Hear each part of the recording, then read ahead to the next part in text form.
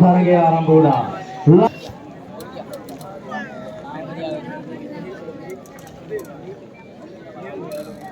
මං හිතන්නේ කෙමින් දෙපළ කණ්ඩායම් දෙකම ජයග්‍රහණය තමයි හොයන්නේ. කෙමින් තරගයට අවතීර්ණ වෙන මොහොතම අපිට පෙනී යන විදියට කණ්ඩායම් දෙකම දක්ෂ කණ්ඩායම් දෙකක් අද දිනේදී කනක භූමියේ සිටින දක්ෂ කණ්ඩායම් දෙකක්